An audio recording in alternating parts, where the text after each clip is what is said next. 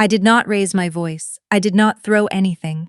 I did not even cry until I got to the parking lot, and even then I kept my sunglasses on. What I did do was drive home in complete silence, sit at my kitchen table with a cup of coffee that went cold before I touched it, and start making a list. My mother-in-law had just stood up at her own dining room table, the one with the good china and the crystal glasses she only brings for people she considers worth impressing, and announced to 14 members of her family that she had a matter to put to a vote. The matter was me. Specifically, whether I should be permitted to attend family gatherings going forward. She framed it as a household harmony decision, that's what she called it. Household harmony. My husband sat 2 seats to my left and said absolutely nothing. The vote was 11-3. 11 hands went up. 3 people. My sister-in-law's teenage teen son, my husband's cousin who I'd always liked, and one aunt who I think was half asleep and just didn't raise her hand. Those were the 3 who didn't vote against me. My daughter, who was 7 years old and sitting right there at that table eating her roll, looked up at me and asked in the quietest voice I have ever heard from her, "Mama, why are they doing that?"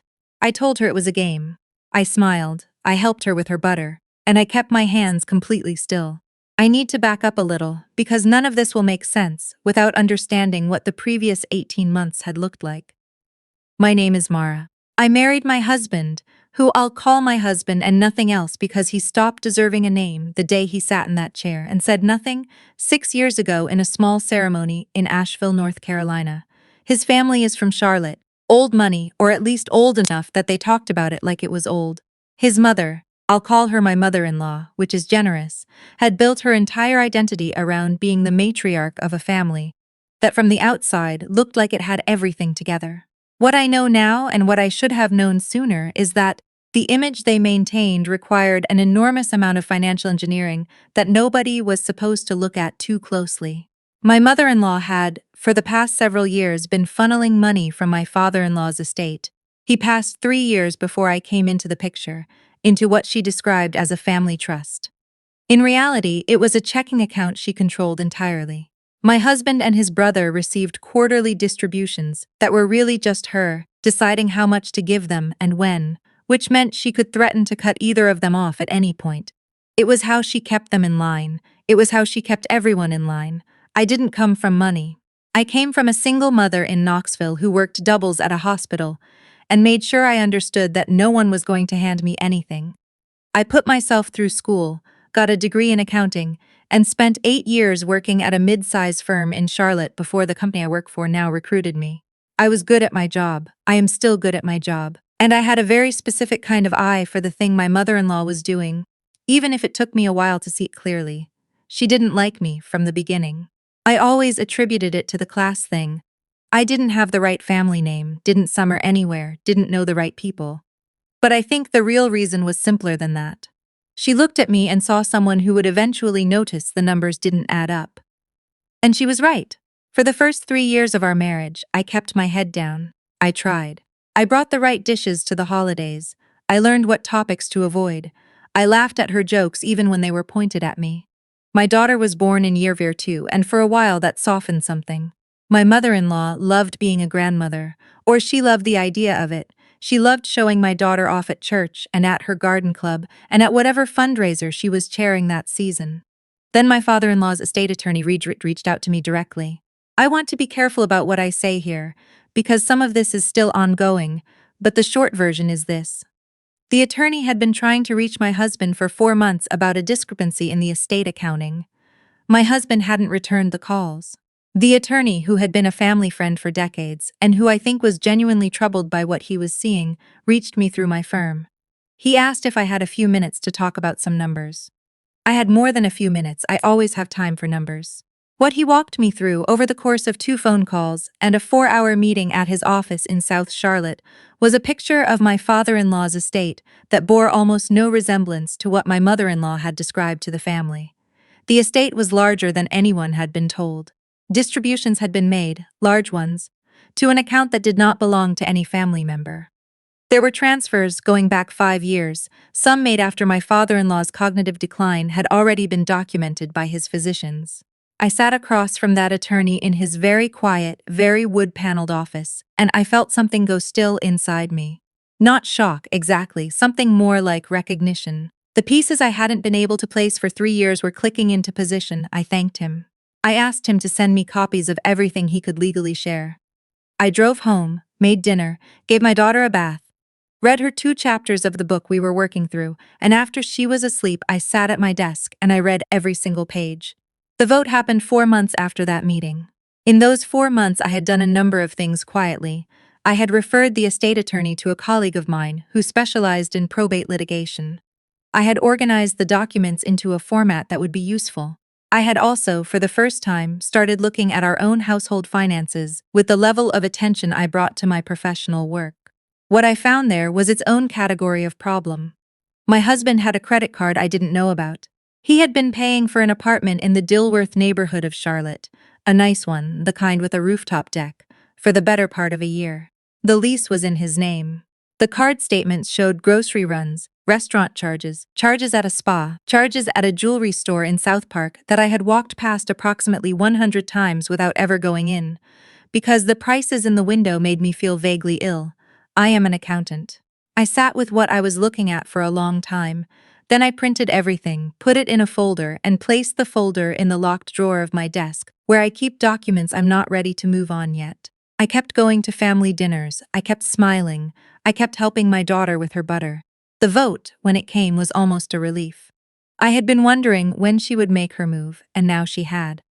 My mother-in-law had decided, for reasons she dressed up as being about family culture and shared values, that I was a disruptive presence. She was not wrong, actually. I was about to be extremely disruptive, but not in the way she meant. She wanted me removed from the social equation before the financial one became impossible to contain. If I was already the outsider, the troublemaker, the woman who didn't belong, then anything I said later would be easier to dismiss. It was, I will give her this, a smart move. It just wasn't smart enough. When my daughter asked me in that car ride home why they were doing it, I told her something I still believe. I said, some people get scared when they know someone sees them clearly. She didn't fully understand, but she nodded and went back to looking out the window. 7-year-olds are more perceptive than we give them credit for. I took 2 weeks after the vote to finalize everything. The first call I made was to my attorney, not the estate attorney, my personal one, a woman I had used once before for a contract dispute at work and who I trusted completely. I laid out the household financial situation. She was quiet for a moment, then she said, "Okay, let's talk about what you want the outcome to look like." I told her. She took notes for 40 minutes. The second call was to the probate attorney who had taken over the estate matter. He confirmed that the case had been formally filed, that my mother-in-law had been notified, and that the court had issued a hold on the disputed account pending investigation. The third call was to my husband's brother's wife, the one family member I had maintained any genuine warmth with over the years. I want to be clear that I did not tell her anything she didn't already have a right to know. I told her that there was an open estate matter she should probably be aware of, and I gave her the probate attorney's name. What she did with that information was her own decision. She called her own attorney within the week. The fourth call was to my firm's HR department because I needed to update some direct deposit and benefit information. And while I was doing that, I also asked about the process for adjusting emergency contact designations, small things, administrative things. The kind of things people only notice later, in retrospect, when they're assembling the sequence of events. I never announced any of this. I didn't post anything, didn't call anyone to explain myself, didn't show up at the next family dinner with a speech prepared. I just quietly realigned the architecture of my life, one call at a time. My mother-in-law found out about the estate hold on a Tuesday morning. I know this because my husband's brother called him in a panic, and my husband came downstairs while I was making my daughter's lunch, looking like he'd swallowed something unpleasant. He told me there was something happening with his mother and the estate. He watched my face very carefully when he said it. I said, "That sounds serious. I hope she has a good attorney." He kept watching my face. I handed him a cup of coffee and went back to making the sandwich. What happened over the following 6 weeks was more than I could have engineered on my own. It was the natural consequence of what had already been done. The probate case moved quickly because the documentation was thorough and because the attorney was experienced. The hold on the account was confirmed and expanded. An independent forensic accountant was appointed by the court. The findings of that accountant, which became part of the public court filing, were not minor. It turned out the transfers to the unknown account had been going on for longer than originally documented. The total amount was significant, enough that the word misappropriation appeared multiple times in the filings, along with a reference to my father-in-law's documented cognitive state during the period when several of the larger transfers occurred. The family's church, where my mother-in-law had been a deacon for 11 years and had chaired every major fundraising effort for the past decade, was informed because there were transfers from a joint charitable fund she had co-managed through the congregation. The pastor, who had been at my mother-in-law's right hand at approximately every public event I had ever attended, issued a statement to the congregation.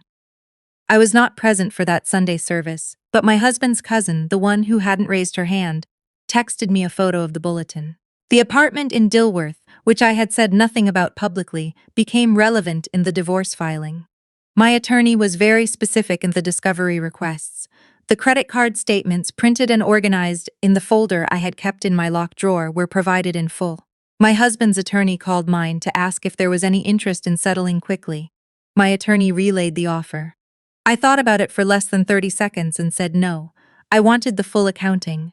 The hardest part of any of it was not the legal process or the financial complexity, or even watching my husband stand in our kitchen one morning and tell me that his mother was being treated unfairly. The hardest part was explaining things to my daughter without telling her more than she needed to know at 7 years old. I told her that our family was going through some changes. I told her that we were going to be okay, that she was going to be okay, that there were some things that grown-ups had to work out, but that none of it had anything to do with her, and everything to do with choices that other people had made. She cried. I held her for a long time on the floor of her bedroom with the nightlight on, and I let her cry as long as she needed to. She asked me once if we would still see her grandmother. I said I didn't know yet. I told her that I would always be honest with her about the things she needed to know. I am still working on what falls into that category. The vote, in the end, was one of 11 things that came up in the court proceedings in which my mother-in-law's credibility was examined. Her attorney tried to characterize her as a woman of strong family values who had made understandable decisions under grief after losing her husband. The court record did not especially support that characterization. All 11 people who raised their hands that day at the dining room table, I have not forgotten any of them, and I have not made any effort to maintain those relationships. This is not revenge exactly. It is just a natural consequence of choosing a side when you didn't know all the relevant information. Some of them have reached out. I have been polite. I have not been warm. The 3 who didn't raise their hands are a different matter. My husband's cousin and I have had coffee twice since everything came out. She is a thoughtful person and I enjoy talking with her. My sister-in-law's son is 15 now and comes to our house sometimes after school to hang out with my daughter, which she loves. The aunt who was half asleep sends me a Christmas card every year, which I think is genuinely just who she is. My mother-in-law's case was resolved in the spring. The settlement terms are not something I'm permitted to discuss in detail, but I can say that the account was not hers to have managed the way she did, and the people who were entitled to those funds are receiving what they were owed. My husband's brother and his wife have their own separate matter still in process. That one I stay entirely out of. My divorce was finalized 8 months after I filed. My daughter and I moved to a smaller place in a neighborhood I like better. I took my name back, the one I had before, the one my mother gave me. It fit better. It always had. I don't spend a lot of time thinking about what they thought I was. The woman who didn't belong, who had the wrong name, who didn't come from the right people, who they assumed would just absorb whatever they handed her and be grateful for the access. I think about my daughter's voice in that quiet room. Mama, why are they doing that?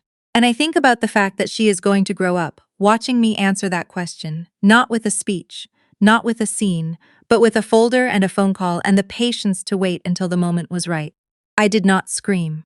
I did not cry, not in front of any of them. What I did instead turned out to be considerably more effective.